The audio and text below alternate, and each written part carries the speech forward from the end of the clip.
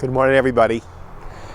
On this date, November 15 in 1777, while the Revolutionary War was going on, the Continental Congress approved what would be our first governing document, the Articles of Confederation.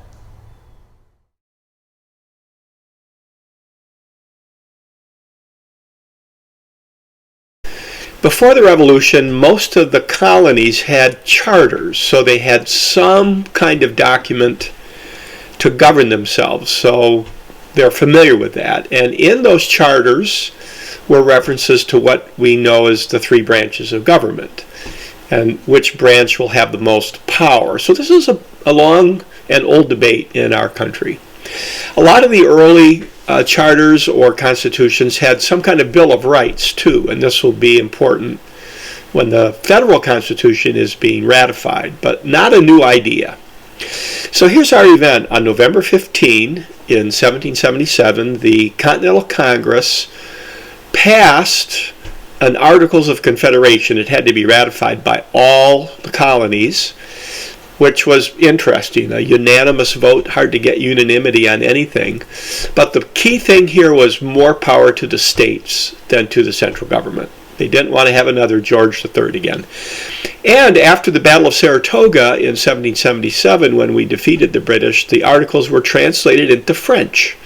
So the French would see we are a legitimate country, and it works. And France supports us in the Revolution. Now, Massachusetts had a unique way of ratifying its constitution, and that was through constitutional conventions rather than the state legislatures. And that pattern is going to stay through the federal constitution. So when the war ended, there were a lot of problems in the new nation, and one of them was inflation. There had been a lot of speculation and profiteering during the Revolution. Another big problem was that the paper money printed during the Revolution, called Continentals, was worthless. So people were really nervous about the economy in the new country. And another economic blow came when our ships were now banned from Britain and its empire. So a lot of our ships were tied up in harbors until new trade routes were established and they could adjust to that new world. Now, there were bright spots economically in the new nation. The Brandywine Valley, where Pennsylvania and Delaware touch by Philadelphia, had early examples of industrialization, like the DuPont factory, which is still there. And we did have a ship, the Empress of China, that made it out to China in 1780s to start to establish trade with Asian countries. So that's going to be a big deal later.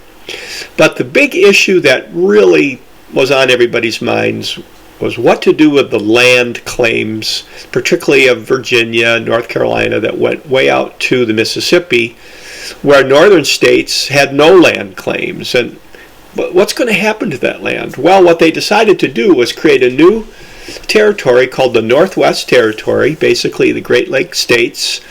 And this would be federal land that would be laid out and people could buy it and move there. And in 1785, they had passed the land ordinance, which split up those states into the grid that many of us know from driving around in the Midwest, where everything is straight and every mile there's another corner.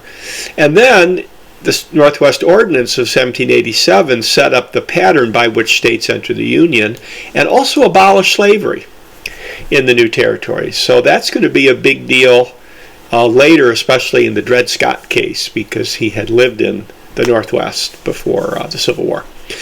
But lots of issues with the Spanish, the French, and the British. They're all on the periphery of the new nation. Those won't be solved for years until we buy Louisiana and have the War of 1812 with Britain. But closer to home in Massachusetts, Daniel Shays and some farmers went on a rebellion. They were upset about debt. They were upset about worthless paper money. It really showed how weak the state governments were. So this led the Constitutional Convention to be called in Philly in 1787, where a brand new constitution was written. Lessons learned from the Articles of Confederation.